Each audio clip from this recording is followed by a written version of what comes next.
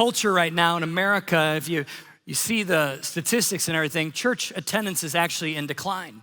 And yet, God is increasing his church here, and it's growing week by week by week. And God's hope is for everyone in every community. And God's hope really is something that I think people are looking for. Whether they realize it or not, our culture is looking for something authentic and something real. Something that's gonna give them fulfillment, something that's gonna give them purpose. But we as City First, we're not gonna give them a thing, we're gonna introduce them to a person. And that person's name is Jesus Christ, because he's the one that gives real hope and real fulfillment and real purpose and real freedom. Freedom doesn't come from a building. Freedom comes from a person. And 2,000 years ago, there were all these people that were trying to get up close to Jesus, to listen to him, to have him touch them as he walked by so they could receive healing. Why? It's really interesting. The people before, like even modern day conveniences of like cars and things like that, they would walk for days. They would walk for hours to go and hear Jesus. They would sit in large crowds. The Bible even references 5,000 person crowds, 10,000, 15,000, that they would sit in the Middle Eastern sun and they would wait for Jesus to talk. They'd push through crowds. They would climb trees. They would walk around lakes. They would rip off roofs of houses to find Jesus. They did everything possible. Why? Why did they do this? 2,000 years ago, all these people were trying to find Jesus. And in the last 2,000 years, you know what? Nobody has held a candle up to the light of who Jesus was and who he is today. There's not a person that could even come close to being compared to Jesus. I mean, love him, hate him, you cannot ignore him. Even people in 2024 who want to deny that Jesus was who he said he was or is who he says he is, they cannot ignore him, because Jesus is the most dynamic person to ever walk the face of the earth, not because he was a person, but because he was God also. And he changed people's lives, and he's changed our lives. He's done so much. There have been people throughout the centuries and the millennia that have tried to stamp out the name of Jesus. They tried to stop his church. They tried to make Christianity illegal. They've tried to prove that Jesus was a fraud. They've tried to discredit his name. Yet today, there are billions of people around the face of the earth that are worshiping the name and the person of Jesus, and we don't even remember the names of those that tried to stop him. It's pretty amazing that even though people tried to stop the church and to stop Jesus, still today the church is thriving, and Jesus is still saving people in 2024. So why did so many people try to get close to Jesus? Why have so many people over the last 2,000 years called upon the name of Jesus and their lives have been changed? This is the reason why. I believe because there is a hope that Jesus could change their life. And there are countless people listening to me today, not just at this location, but all locations and watching online, who would raise their hand and say, you know what? Jesus has changed my life. In fact, let's do that. How many of you, Jesus has changed your life, right? Come on, let's give God praise. He is changing lives even today. In the Bible, the blind man was reaching out to Jesus because he wanted to see. Those people that were brokenhearted, they wanted to have joy. Those people that carried shame, they felt like they could have forgiveness. The person that had all kinds of questions, and even today has all kinds of questions, can find the answer in the person of Jesus. In 2,000 years ago, there were people that were sick that were finding healing and hope in Jesus. The lost have been found because of Jesus. Yes, Jesus was wise, but I'll be honest with you, there's been a lot of wise people that have lived since Jesus walked the face of the earth. And Jesus was kind, but there's been a lot of kind people that have walked the face of the earth in the last 2,000 years. And yes, Jesus is full of love, but even today in 2024, there are people that they are full of love also. But Jesus is different. Why? Because he supernaturally does a work inside of our life that, you know what? Someone who's kind and someone who's wise and someone who's full of love, they can't do that. Only Jesus can do the supernatural work of forgiveness and give a supernatural hope and supernatural purpose, and his presence fills our lives. He gives us hope, not just in this life, but also hope for the next life. Heaven is our home. Jesus doesn't just offer hope, he is hope. He doesn't just offer life, he is life. And somewhere throughout the centuries, and even in modern day America, we've kind of made Jesus kind of dull. We've kind of made him that, oh, he was a good guy, a good prophet, had good ideas. You know, religion makes Jesus dull. Relationship with Jesus, that's dynamic. I love this quote by Dorothy Sayers. She was a British writer, and I think she just nails it on the head. She says this, she says, to do them justice, the people who crucified Jesus did not do so because he was a bore. Quite the contrary. He was too dynamic to be safe. It has been left to later generations to muffle up that shattering personality and surround him with an atmosphere of tedium. We have declawed the Lion of Judah and made him a house cat for pale priests and pious old ladies. I use that quote about every 2 years when I preach, because I think Dorothy nails it. Jesus is not this dull personality. He doesn't just come in some stoic way and just touch you on the shoulder. No, Jesus, when he came into my life, when I asked for forgiveness, my life changed.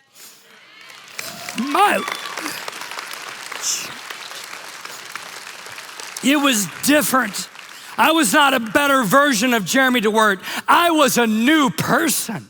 And he forgave me for all the evil and terrible things that I did. And trust me, I did a lot of really bad things.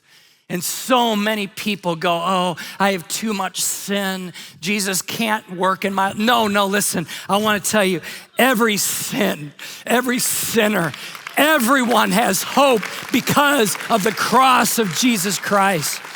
There is not a sin that he cannot forgive. There's not a person that he cannot reach. Jesus, he gives life change, he gives forgiveness, he gives purpose, he gives relationship, and he gives hope to the hopeless.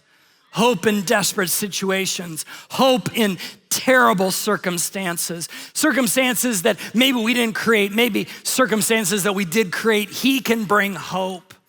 People did whatever they could to be able to find Jesus because they really believed that in him they found real life. And the same is the way it is for us today in 2024. It's been that way for 95 years at City First. I want to talk about a story real briefly in John chapter 11.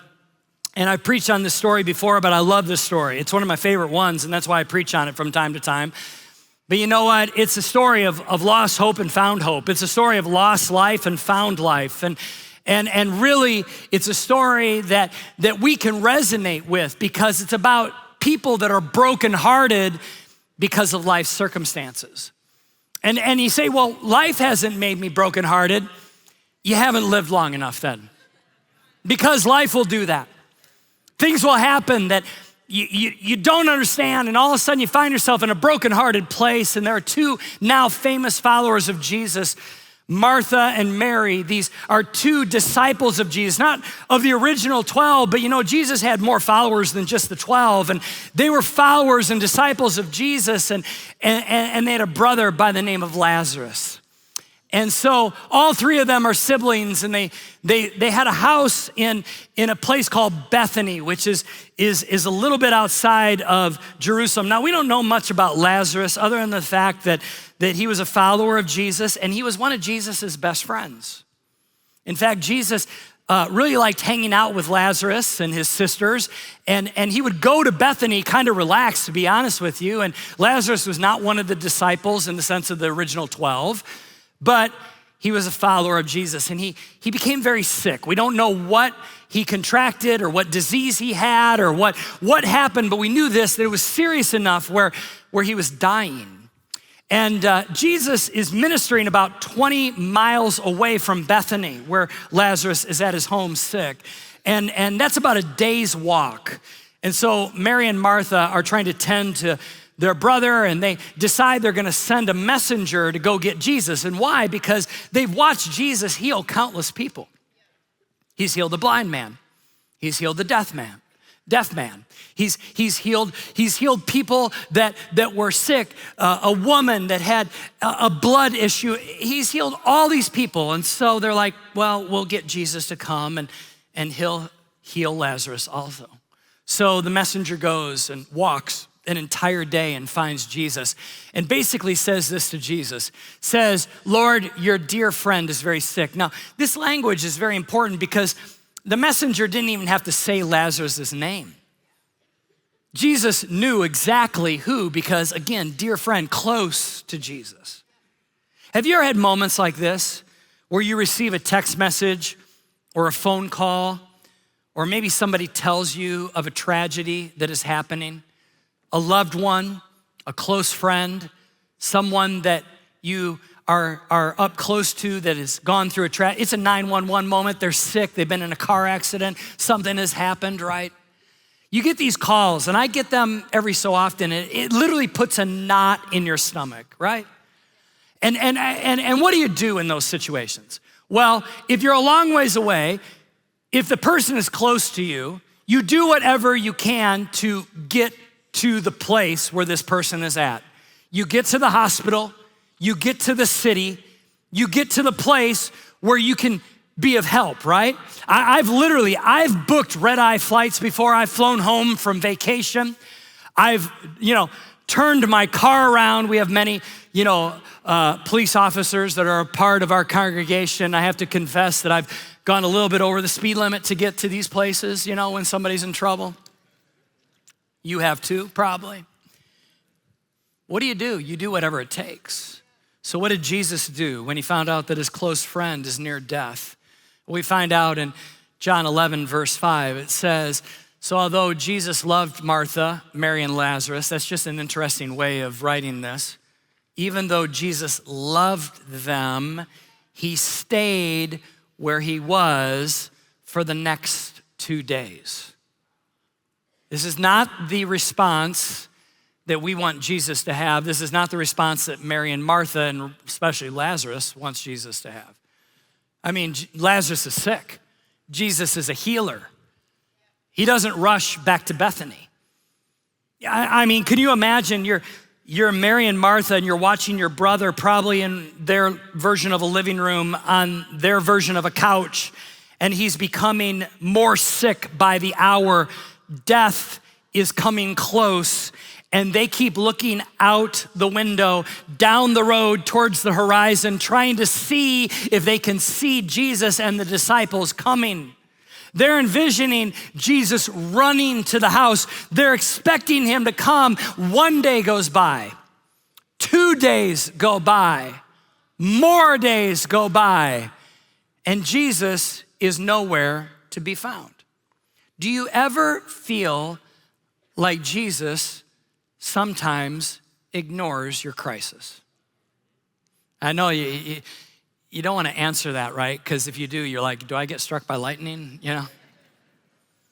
But I think God's big enough that we can have this question in this conversation.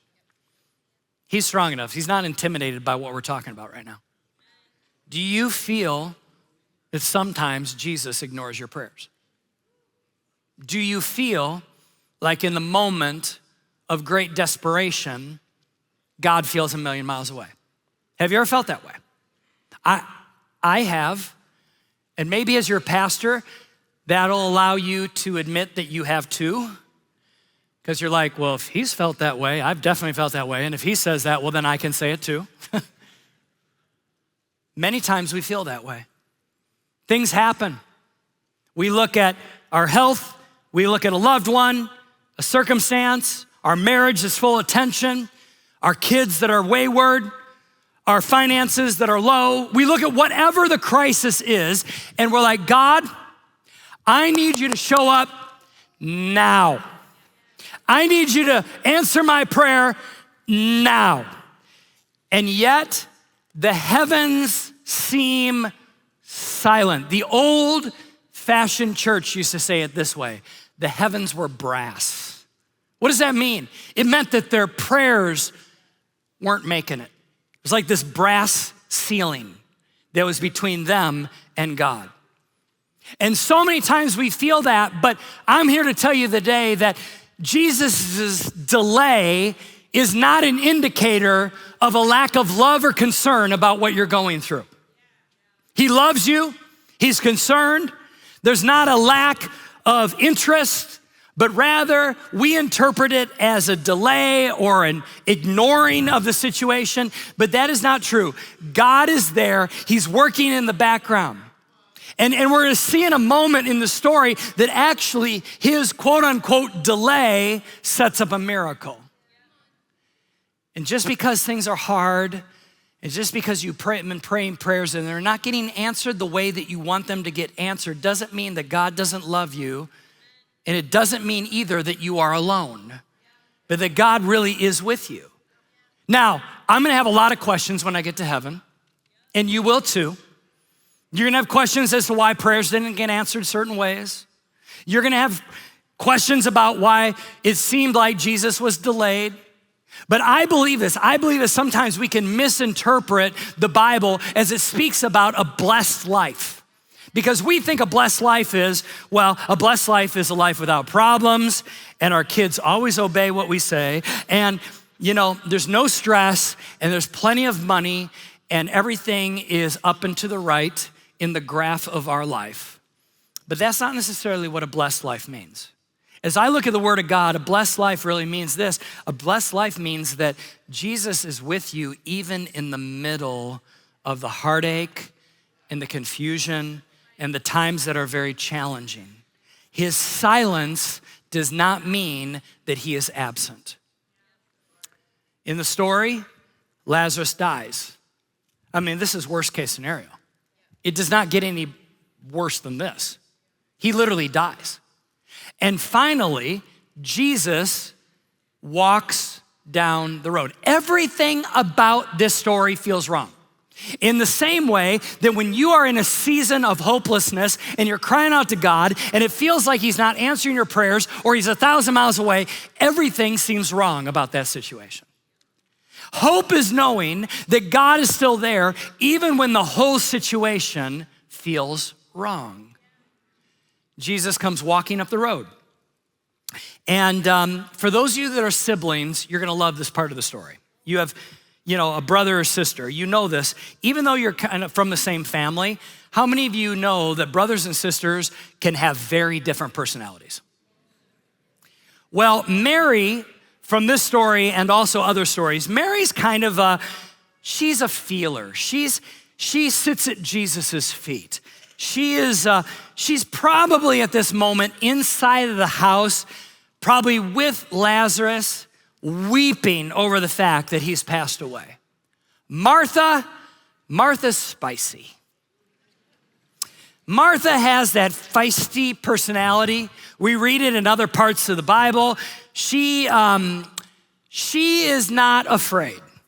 And she leaves the house before Jesus even gets to the house. He's coming down the road. She runs out to him, and she's not really very happy.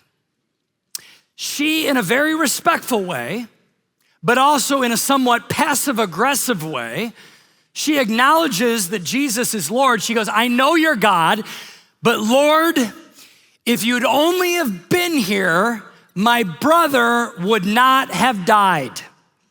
She's letting Jesus know he's late.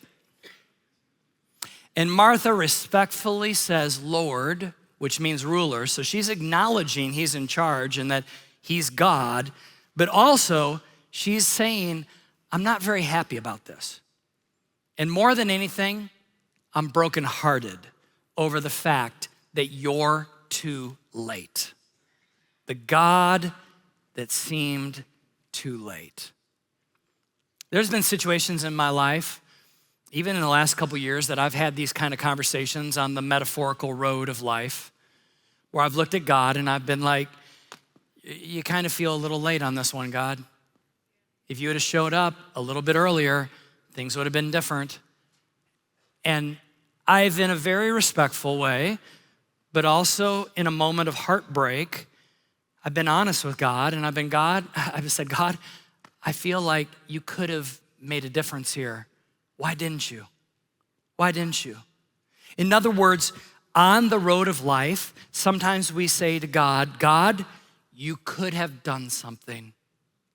Why didn't you? I saw this written on a chalkboard one time at a gym.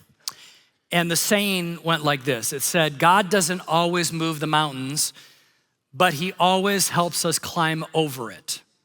So he doesn't necessarily move the mountain, but he helps us climb over it. Now, I like that saying when it's on a chalkboard. I don't like that saying when I'm living facing a mountain. I would rather that he just move the mountain. I'd rather he just run interference and kind of make the path straight and allow there to be no emergency, no 911, no problem, not me having to climb it. In fact, I'll be honest with you, sometimes I want God to be a genie in a bottle. Now I don't say that. I mean, I'm saying it now, but I'm not saying that, but that's kind of what I want. I want the blessed life of the genie in the bottle. You rub the bottle, God comes out. What are the 3 wishes that I could grant you, Jeremy? Well, let me tell you what those are. And I tell them and boom, they happen. That's the way I want God sometimes to be in my life. But how many of you realize that's not the way God works? We live in a hopelessly broken world, and until he fixes it someday, which he will fix it someday, but until then, we live with heartache as our companion and confusion sometimes as our travel partner. And even the Apostle Paul, who wrote the majority of the letters in the New Testament, he said it this way. He even had the moment on the road, you could say, with Jesus, where he says this, 3 times I pleaded with the Lord to take it away from me. Now, we don't know what it is. Some theologians believe it was a sickness. Some people believe it was a disability. Some people believe it was a spiritual matter, but he pleaded with God, take it away, and evidently God didn't take it away. But he said to me, God said, my grace is sufficient for you, and my power is made perfect in weakness. Therefore, I will boast all the more gladly about my weaknesses so that Christ's power may rest on me. That is why, for Christ's sake, I delight in weaknesses, in insults, in hardships, in persecutions, in difficulties. For when I am weak, then I am strong. Now, I'm telling you, give that a round of applause if you want.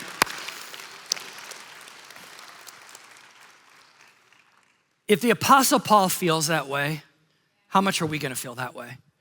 There's times where we want something to leave and something to be fixed, and it doesn't get fixed right away. And sometimes we think, oh God, you're just delaying. But this is what I think. Sometimes Jesus' delay is a chance for a divine dialogue on the road of life. Because some of us, we would never talk to God if things weren't going wrong. And here's another thing.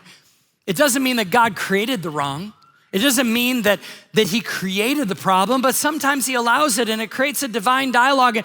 And it's always an opportunity for, like Paul talked about, an empowerment of us to overcome the mountain. You know what? It means this. Sometimes God doesn't move the mountain because he's making me bigger than the mountain. He's making me more resilient than the mountain. And I will get over the mountain. And the mountain doesn't move, but I'll get over it. I'll be more than conqueror. I'll be a victor. I will find myself getting over it in time. Now, Martha's vented. And she said all these things on the road. And now it's Jesus' turn to talk. And this is what Jesus says in verse 25. Jesus told her, I am the resurrection and the life. Anyone who believes in me will live, even after dying. Everyone who lives in me and believes in me will never, ever die. Do you believe this, Martha? This is one of these moments where I think God, in the middle of our hardship, he whispers, I'm resurrection and life. Do you believe that, Jeremy? Do you believe I'm bigger than what's going on right now, than the circumstances you're encountering? Do you trust me? It's easy to have faith when everything is sunshiny and, rainbows and unicorns. Oh man, God, I love you. You're awesome. But how about when everything goes to hell in a handbasket? How about when everything is just confusing? At that moment, do you say, God, I trust you? I trust you. Jesus is asking Martha, do you trust me in this moment? Because he goes, everyone who lives in me and believes in me will never die. In other words, he's saying, I'm bigger than this life. I'm bigger than these problems. I'm God. And if you trust me, that's all you need, because I will help you navigate this season of your life. Hope doesn't come from repaired situations. Hope comes from the person of Jesus. 95 years ago, there was a small group of people that had no money in the middle of the Great Depression, where people are going hungry and they didn't have work. And they decided to put together what we now call City First Church. And they were not believing in repaired circumstances. They were believing in the person of Jesus. And that God, Jesus, was gonna carry them through the circumstances they were in. Jesus is saying, I am life. I will give you hope in every circumstance, good or bad. And if you stick close to me, I'm gonna turn it all around for good. In fact, it says in Romans 8:28, and I like the Message version, it says that's why we can be so sure that every detail in our lives of love for God is worked into something good. He'll never waste your pain. He is going to help bring good to everything you go through in this hopelessly broken world. As the enemy has tried to destroy your life and your loved ones, God is going to turn it around. So back to the story, Jesus approaches the tomb. There's mourners everywhere. And he says, roll away the stone, because back then they had tombs that were like in the side of rocks. He said, roll away the stone. And at that point, I love what Martha said. Again, Martha's spicy. Okay, says this, the dead man's sister protested, Lord, he has been dead for 4 days. The smell will be terrible. She's like, Jesus, he died 4 days ago. This is gonna be ugly. I remember dropping one time on the porch of a staff member's home, unexpected on a Saturday. They didn't realize I was coming over, but I actually was in the neighborhood and I was like, I need to borrow something. I wonder if they have it. So I went and rang the doorbell, and the staff member at City First opened the door, and immediately I could tell on his face, he was like, oh no. And I was like, hey, nothing's wrong. I just wondered if you had this. And I was asking him to borrow. And all of a sudden his wife looked around and was like, oh no.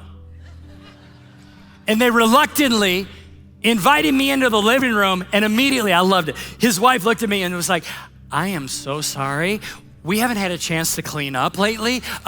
You know what? Normally my husband's underwear is not on the couch, and my child is not throwing SpaghettiOs against the wall. And you know what? And she began to apologize. She's like, I am so sorry. And I'm like, this is fine. But I get it, because it's the same way with Jesus. Sometimes in messages like this, Jesus wants to roll away the stone. And we're like, don't go in there. Don't go in there in our heart, because it's kind of smelly in there. My dating life is a dumpster fire. Jesus, I am so sorry. Or you know what? I probably shouldn't have done that last week, and I am sorry, Jesus. I shouldn't have done that. And I know you want to come in, but you know what? This is really kind of smelly over here, this part of my life. We start making excuses to Jesus, and we're like, don't come in all the way. I feel ashamed. And here's the thing, that's exactly where Jesus wants to go. He wants to go into the smelly, dark, dead spaces of our life and bring life to those places. Do you hear that? To bring forgiveness. Jesus responds, he goes, hey, Martha, didn't I tell you that you would see God's glory if you believed? He's reminding her, he's like, I'm gonna do something here. And in the same way, we want to be ashamed of the dead, lifeless, stinky parts of our life. And God says, don't you want God's glory to come? Don't you want forgiveness? Don't you want a new life? Jesus shouts and he says, Lazarus, come out. And the dead man came out, and his hands and feet bound in grave clothes, his face wrapped in a headcloth. Jesus told them, unwrap him and let him go. That right there is the church. Don't miss this. Jesus brings dead things to life, but then it's the church's job to come and unwrap people from all of the stuff that the enemy has bound them in and to give them freedom. And this church has been doing that, unwrapping people for 95 years. And we're gonna continue to do it for another 95 if Jesus tarries.